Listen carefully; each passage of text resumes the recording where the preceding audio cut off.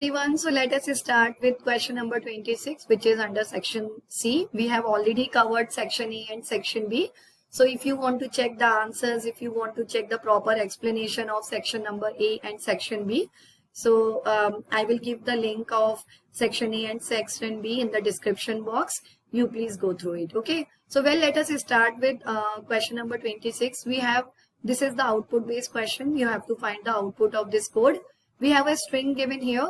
So, and then the split function is there. So as you know, this split function is going to split this complete string into a form of a list. So let me write down the value of this L variable first. So L will become, first value is RACECAR, race car. And then second will be separated, like car will be separated, and then radar will be separated. And this will be in a form of a list. Okay. So this is done. L value is also clear. W in L. So first time this W is going to take the first value, which is race car, which will be converted into uppercase with the help of this upper function. And then you know very well this is to find the reverse of the string. So if the original string and the reverse, please check the reverse of this one. So reverse when we'll check from this side RACECAR. So both are same only. So this condition will become true. Original string is equal to the reverse of it, true only. In that case, all the characters will be separated with star, asterisk. Okay. So this will be the output. Now again, the thing will be repeated for the second, element of the list, which is car.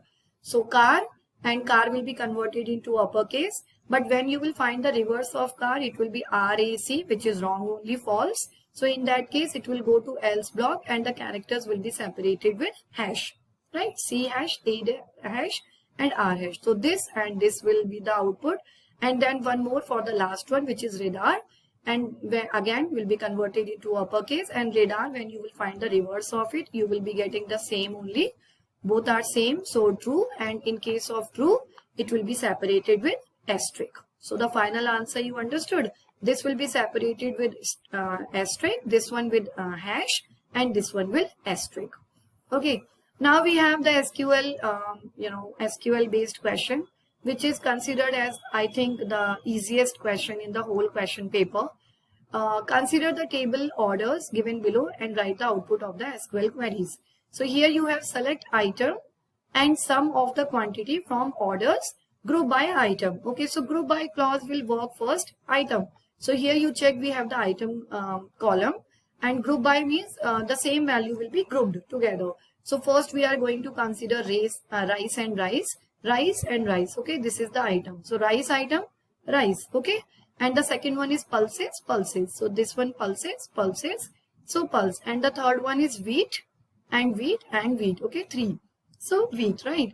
Now what they are saying, you have to find the sum of the quantity. Item to we have already written, sum of the quantity. So rice is here and here. The quantity is 23 and 25. So you have to find the sum, which is a inbuilt function of this SQL command. Okay. So 23 will be added with 25. So 23 plus 25 is equal to 48. Then the second value will be for pulses, the same thing. Pulses here, here. So 13 plus 16. 13 plus 16, okay, is equal to 29. And then for wheat, it is 28, 27 and 25, which is equal to 80. So this is the final answer. You will be getting, the final one, 48, 29 and 80 with the item value. Now the next one is select item quantity from orders where the order date, OR date between this and this. So first you have to check the date only. It is 1st and November 2023 to 31st December 2023. So this is, 9th month, which is wrong only.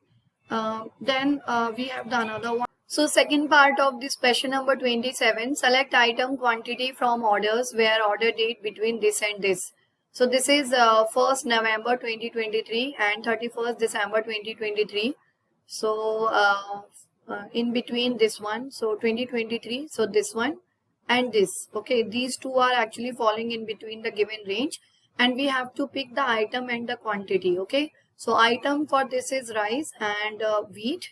Okay, and the quantity is 28 and 25. Okay, so well, this is the answer. So item and quantity, rice and wheat, and 25 and 28. Perfect.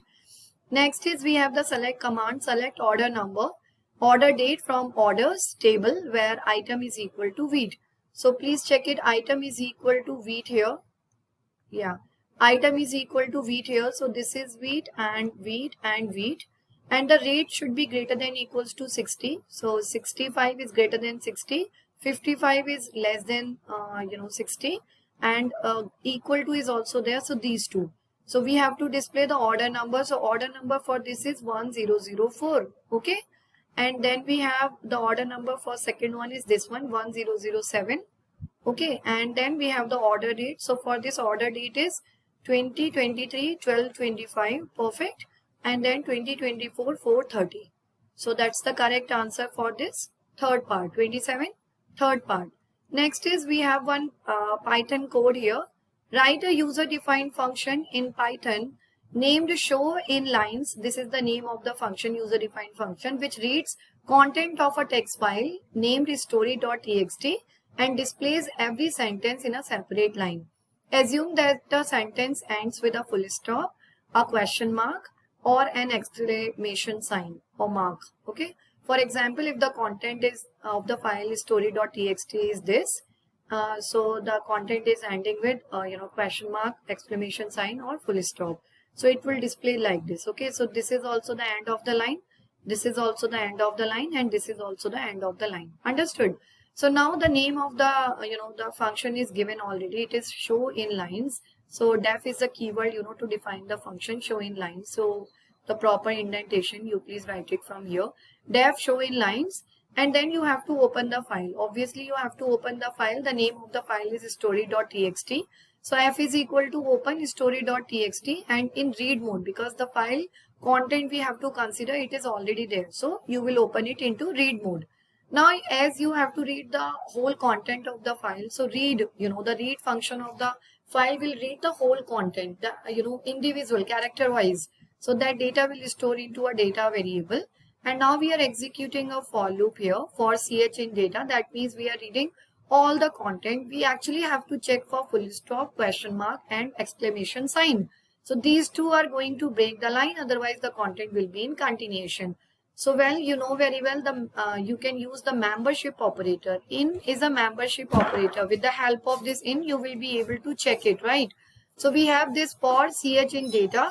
If ch in, we have the membership operator here. So in is the membership operator. With the help of this in, you will be able to check for these characters. So if the character is a question mark, or dot or exclamation sign, if it is like that, you have to end it. Can you see the slash end, which is one escape sequence, right? It is one escape sequence. So this escape sequence will help you to stop the line. So it will stop the line, right? Line break. Else, if it is not a sign like question mark, full stop, or then exclamation sign, it will be in continuation only. You could say nothing is given. Ch we are displaying and end is equal to, it is blank only. So like that, when you will try to check the output of this, it will display like this only if the content is the same. Okay. So well, this is the answer. And finally, I am calling this function with the help of this invoke statement. Okay. So I think you are clear with this code. You should be clear with all the functions of string handling, right? How can we open a file, existing file, which mode is used to open one existing file, read mode. Okay. How can we read all the data of a file with the help of read function? Okay, how can we check for a special character, particular character in a complete file, with the help of in membership operator. So all those things should be clear to you. Then the question is easy only. String handling is, very well, string handling is something important only. Well, the B part is easier than the A part. Write a function c_words in Python that separately counts and displays the number of uppercase and lowercase alphabets in a text file words.txt. Okay, so what you have to do, you actually have to separate all uppercase and lowercase alphabets in a text file, and the name of the text file is words.txt. Okay, so again, this is also we have to consider one existing file only. And if the existing file is there, you will open it into read mode, and then all the characters we have to work with. So well, I have taken one function with the same name, c_words. And these two variables, this is going to, count one I have taken to count the number of uppercase letter. So this is for uppercase letter. Count 2 is for lowercase alphabet. So count 2 is for lowercase. And then I have opened, this is from string handling only. So you have to open the file, open, and then you will write the name of the file. The name of the file is given here, which is words.txt. So words.txt, and in which mode you have to open this file? In read mode. Okay. Next to that, you are, taking all the content of the file. So with the help of read function, you will be able to call all the data. So f.read, and the data is coming into a variable for I in a. So it is, this I is actually the individual character. Okay. So if this character is in uppercase, is upper function of string. So is upper will check whether the, the character is in uppercase or not. So if it is in uppercase, you will be getting true. And in that case, it is going to increase the value of this count variable, count1 variable by 1. And if it is a lower case, so if I dot is lower, so in that case, count2 is equal to count2 plus 1. So it will increase the value of this count2 variable. And finally, when you will be done with the complete content of it, so outside this, we are displaying the number of uppercase letter, which is inside count1 variable, and the number of, the lowercase letters, which is count2 variable. And like you have to close the file also. So f dot file handle, so f dot close, and this is the invoke statement. So I executed also this function. So you can check the the function also here. So def c, and the same thing, open world, f dot read I in a, and I is uppercase. It is going to increase count1, count2, and finally we are displaying both and calling it. So the output would be, so if suppose mega is there, so you can see m is in capital, so 1 is in capital, and these four, 1, 2, 3, 4, these are small. So the output is number of uppercase is 1, number of lowercase is 4, right? So this is easy only, as such not tough. So yeah, one more SQL question. SQL is the easiest part for the question paper. This is something scoring. So we are starting from 29. Consider the table projects given below. This is the table with total 5 columns. Based on the given table, write the SQL queries for the following. Add the constraint primary key to column p underscore id in the existing table project. Okay. So, if the table is already, the existing table is there, so you can do the modification with the help of alter command. Okay. So alter table, and the table name is given here, which is project. So project. And what you have to do, you have to add the constraint. So constraint, okay. So add, and the constraint is primary key. So primary key, and on which column you want to apply it, that you will give in parenthesis. So parenthesis p underscore id. Okay. So this is the answer for the first part of this question 29. Then second part, to change the language to Python to the project whose ID is P002. So to change the language, so you want to change the language to Python. So for that, the update command will work. So update table, and the table name is again projects only. So we have set language is equal to Python, language to Python. Okay. So language is equal to Python. And then where, so p underscore id. Id is which column? PID. See here id is given. So please don't go with this. Okay. You have to check in the database. This value is stored under which column name. Okay. So that is p underscore id. So p underscore id is equals to P002. Right. Perfect. So next is we have to delete the table project from MySQL database along with its data. Along with its data, you want to delete it. So we have the drop command. Okay. So drop, and the name of the table, which is project. Drop projects. Okay. Next question. Consider a list named nums which contains random integers.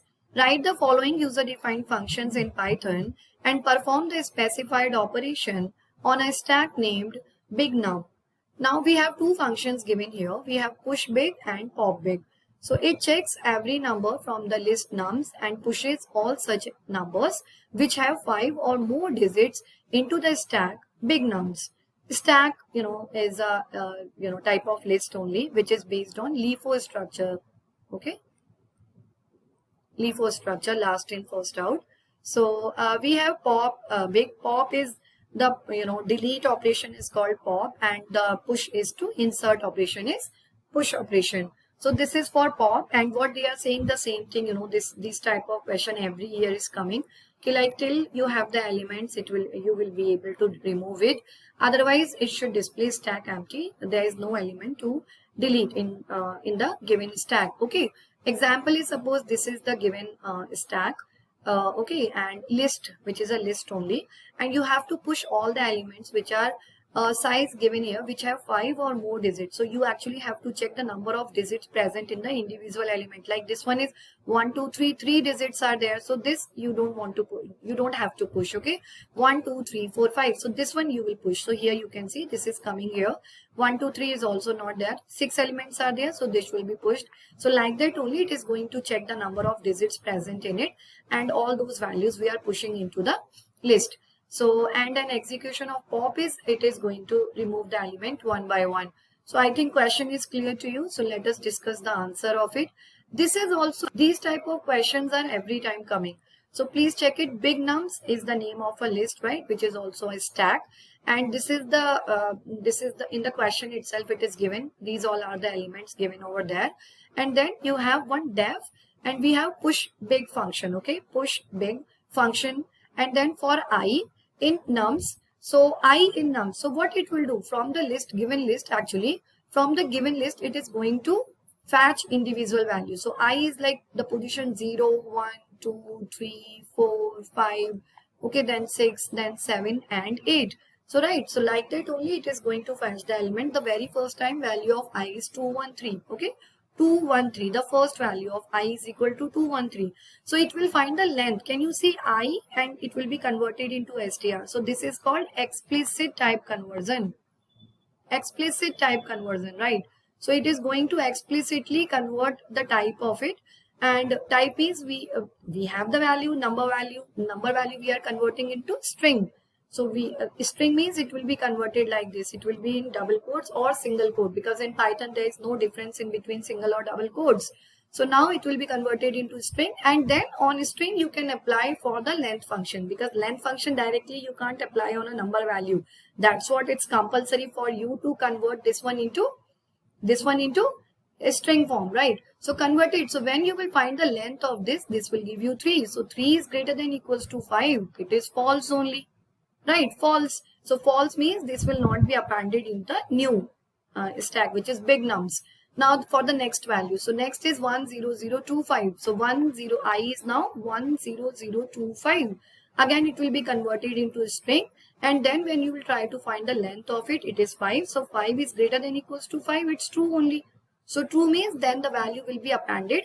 You know append function and extend function. So append will help you to add a single element at last of the list, and extend will help you to add multiple elements. Okay, expand multiple elements, but my requirement is to add one element only, so append. So it is going to do the same for all the elements. The elements which will fulfill the condition will be appended into this big nums, and finally we are displaying it. Okay, the new list. So that was the requirement. Now the same thing you please check it for the pop big function. So pop big while true. So you have to delete all the elements one by one. So if big num is equal to empty, this is for what? This is empty list. Okay, empty list. So empty, if the list is already, no element is there, if the list is already empty, then it's not possible for you to remove the element. So in that case, stack empty will display. This is the string. Else, it is going to remove the last element of the stack, the rightmost. Okay, pop function is going to work from the last element. So one by one it is going to remove all the element, and when there is no element it will display stack empty. So with the help of these two we are calling the these are the calling the functions, or this is the invoke statement, right? So we are done with this question also. This is the solution for the question. And here is the output. When you will check the output of it, you will be getting the same output. Okay, so that's the question. Now the